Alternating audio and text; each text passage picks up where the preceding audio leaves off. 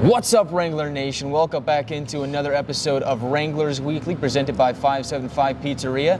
I'm Guy Carenza, and today our special guest is new alternate captain of the Wranglers, Will Welburn. Will, thank you for joining me here today. Of course, happy to be here. So, Will, the big news last week was you were named the team's alternate captain. Kind of tell me how that came about and what it means to you to be part of this team's leadership group. Yeah, so we were down in El Paso about 2 weekends ago now, and we were just getting ready for lunch, and Coach pulled me down the hallway in El Paso. I was a little nervous. I didn't know what was going on, and sat me down and was asked if I would be willing to take on the role as assistant captain. And of course, I accepted it, and it's a huge honor to me to be given the responsibility of obviously helping out the coaches and helping Mo, our captain, out and helping lead these guys and hopefully pull it together and go on a bit of a run here going into the end of the season. You guys are undefeated ever since you put the A in your sweater. You are undefeated. And you guys did it in comeback fashion. So first it was the Saturday in El Paso. Came from two down to win. Did the same thing on Friday against Oklahoma. Just tell me about that. How were you guys able to do it? Just come from down 2-0 and end up winning that game. Just take me through the process, what was said in the locker room, because it was quite the victory. Yeah, no, I think we have a lot of guys here now. I mean, we've gone over quite a change in personnel in the locker room, but I think everybody here now wants to win and wants to push and is willing to do things the right way and help each other out by playing in the systems, and it's allowing forwards to track back and create offensive opportunity, and we've been pretty good off the rush the last few games, and I think a little bit of everything is kind of coming together, and I think we just keep pushing. It's all about keeping the energy up on the bench and keeping everybody involved and everybody ready to go. And we've got a new goalie now, and Shepard's been unbelievable in net. He's 3-0 since he started with us, and I think he's a huge addition to our team, making some great saves. And one of the things that was most impressive to me was the response. Mm-hmm. You guys would get scored on, then it would just be like bang, bang, you right back in front with the lead again. So what did you see from your guys and your perspective as far as the composure and just that readiness to say, all right, well, okay, things aren't going our way. Next shift, let's go get it. Yeah, I mean, I think we've been down 3 times in our last 3 games, and I think we found a way to battle back, and I think every time they score, it kind of remotivates us, and we're not getting down on ourselves on the bench and just kind of helping guys get up and get their legs under them and sticking to the system and helping us play well. I think that's huge, and us just being motivated, and we want to make the playoffs now. And after the last 3 games, it's looking pretty realistic, and we still have quite the hill to climb, but I think everybody wants to do it. And, our 06s want to be there, and that's great because this is our last year for us, the 04s, so having a group of 06s now that really wants to also make playoffs is huge. Hey, I mean, it's looking really realistic at this point. Like, I think you guys have a really good shot just with the schedule coming up and the way that you guys have been playing. And you kind of touched on it before. A lot of that is due to the very many new faces in the lineup over the last couple of weeks. There's a lot of new guys that weren't here like 2 weeks ago that are now playing in the lineup here now. What's that been like for you, and how have you found a way to connect and build chemistry with all these new guys? Yeah, so I believe when we were down in El Paso, we picked up 4 new guys. 2 new guys were on the bus going down, and we picked up 2 guys from the airport in El Paso. And I think a road trip is a great spot it kind of puts them in a tough spot as new guys to get to know the guys, but you're forced to hang out. You're stuck in a hotel with your team for the weekend. I think it's a really good way to kind of put guys together through team meals. Every meal's with your team, and going out to morning skate and just hanging around in the hotel. I think it really helps mesh the group together and helps bring them in and feel like a part of us. So I think that was huge. Yeah, it's been huge to have these guys in the lineup. Definitely. And ever since you came into the lineup, we've loved having you here in Amarillo. Yeah, kind of take me through your hockey story and how you ended up here with the Wranglers. Yeah, so I went to the Gunnery prep school in Washington, Connecticut. I spent 3 years there, and then last year I started in the NCDC. Was on 2 different teams, kind of found the rhythm on my second team, and this year I started up in Powell River, up in the BCHL. Didn't work out there, went back to the NCDC for 4 games, and was lucky enough to get a call here, and obviously I accepted.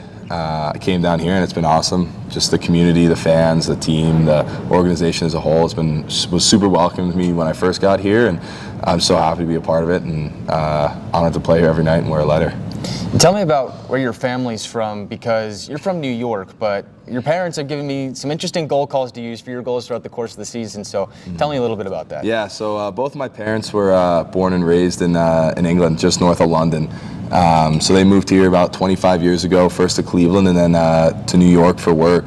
So it's definitely interesting playing hockey. It's not really a sport they're too familiar with, but they're definitely catching up and getting up to speed with it. And we've kind of just all gone through the journey together, since there's not a lot of hockey in England. So they love it. They love seeing coming down here and watching me play. And it's been a great experience, I think, for all of us. And kind of getting the culture of hockey. And it's just like a lot of new people that they never would have expected to meet.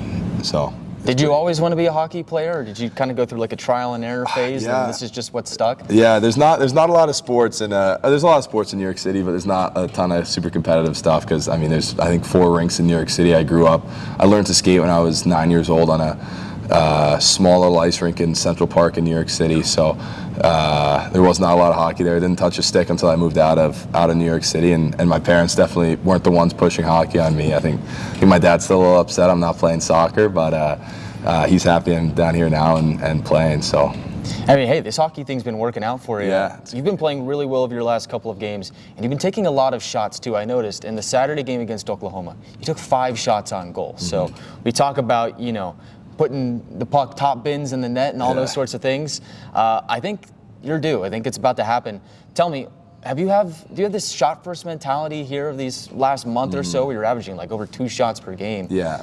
Has it been a shot first mentality and just put pucks on net? And how has that been able to work for you, just with the guys that you're playing with, to open up those scenarios for you to take those chances? Yeah, definitely. I think we've been going low to high pretty well in the zone and kind of mixing things up. And I definitely do have a shot first mentality from the blue line. I'll take a quick look to see if anyone's really obviously open, or a D-to-D look, but most of the time I get the puck and just try and get it through and on net. We've really been working on crashing the net and stopping at the net, and took one, I think one of my shots on Saturday, ended up just sending it in, hits the goalie, and Woody came in hard for a rebound goal, and he got a goal there. I had an assist, so it worked pretty well for both of us.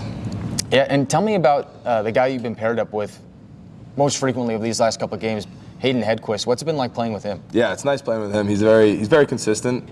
He's young. I think he's still got stuff to learn, and I'm kind of trying to help him out. He's another big body defenseman. I think he's probably 6'4" or something like that. So kind of have similar playing style, so it's nice, and it's nice to play with someone who's pretty consistently reliable.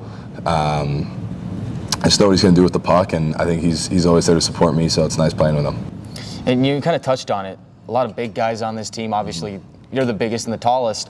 What's it been like just using your size to your advantage, and also what goes into your off-season training regimen? Because I've noticed you're a really good skater, and a lot of guys at that size, they tend to not really skate all that well, but it seems like you figured it out. So what goes into that training to be able to get to that level? Yeah, so in the summer I spent a lot of time just kind of doing off-ice stuff, like working on footwork and stuff like that, and then pretty much any chance I have to get on the ice, I think through my playing time has really helped me, and pretty much every time on the ice it's big, because it's just helping me get my feet underneath me and working on footwork stuff. So I worked with a really good power skating coach in the summer. It's really helped me a lot, and then obviously some little skill skates here and there, and I shoot on goalie lessons where I'm able to it's all quick feet, get to the middle, shoot, which for the goalie, but I find it quite beneficial for myself as well. So yeah, that's a lot of really good stuff, and it seems, like I said, it seems to be working out for you. Yeah. So off the ice, what can we catch you doing? What are some of your hobbies? Yeah, so I've since I've been here, first time in Texas, so I'm trying to get out, explore the city a little bit, explore the area. So we got a little group of guys that have been going around checking out some spots, just trying out local food. I've gone out to the canyon a few times, and just trying to get out and check out the city. You talk about those spots. What are a few of your favorites so far? Yeah, so I love I've been Coyote Bluff is really good. Smoky Joe's is very good. Golden Lake Cantina, Beef O'Brady's, the Big Texan. Just a few spots off the top of my head. Those are some big ones. Yeah, I might have to get that list from you guys. Yeah. And just give me a ranking and everything. I'll have to go hit them myself. Some really good places in town. That's one of those things where a lot of people don't really expect Amarillo to have a good cuisine, food scene. But very underrated, in my opinion. I think you definitely can attest to that underrated. too. Another place in town sponsor of today's video, 575 Pizzeria, and you being from New York, have to venture that you know a good thing or two about a good slice of pizza. So Yeah. I'll ask you a couple of pizza-themed questions here. All right. All right. One topping on a pizza. What are you picking? What's your go-to topping? I'm a big fan of just either plain margarita or I like a buffalo chicken slice with some ranch on it, or a baked ziti slice. It's pretty good. Yeah. It's pretty good. Are you going with a thin crust, or are you going like that Chicago deep dish? Definitely like a New York style, New Haven Yeah. style thin crust. So All right, one more. Pineapple.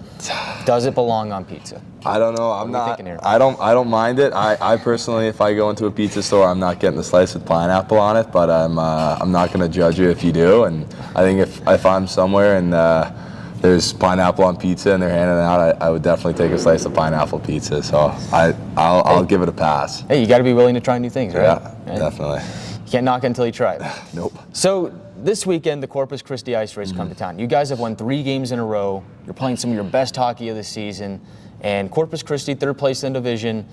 It's going to be a tough 2-game series here. What do you think are some of the keys to beating the Ice Rays to continue that momentum as you guys look to push for the playoffs here? Yeah, I think definitely like what I've said before is just, again, sticking to like our systems. And I think we've had really great energy on the bench the last 3 games. And I think just keeping energy up and spirit high and just knowing that like we're fighting and there's a belief and we all want the playoffs. And it's going to be a challenge, but I think we can definitely take some points away from them this weekend if we keep playing the way we're playing and keep getting pucks on net, crashing the net, tracking, playing our systems. I think we're a very hard team to play against. So I think if we keep that up and Shepherd keeps stopping pucks, I think we'll be in a great spot. And how important is it for these games to be at home? I mean, to play in front of yeah. your fans, how much does that add to fueling the momentum here and helping you guys string together these wins? Yeah, definitely. Coming down the end here, playing a lot of these games at home, it's awesome. I love playing in this building in front of our fans. I think we have one of the best fan bases in the league, and just having people here in the building, I think it adds another level of like intensity and want, and definitely like the energy that the fans give, and building off that, I think it's great. This building will be rocking. Yeah, Friday night, definitely. Valentine's I'm night, excited. bring a sweetheart promotion. Tickets are buy one, get one free. And then Saturday night, First Responders Night, and that one is looking to be a packed house. There's not very many tickets left for that one. So we'll be honoring our first responders. All first responders get in for free as a token of our appreciation for the hard work that they do. It's going to be a rockin' bullpen. We're going to be rooting for you guys. Corpus Christi Ice Race come to town. You can watch that on NATV or listen in on YouTube. Will, thank you for joining me here thank today. you. It's been a pleasure. Great. That'll do it for us here on Wranglers Weekly, brought to you by 575 Pizzeria. I'm Guy Carenza saying so long for Will Welburn, and we'll see you next time.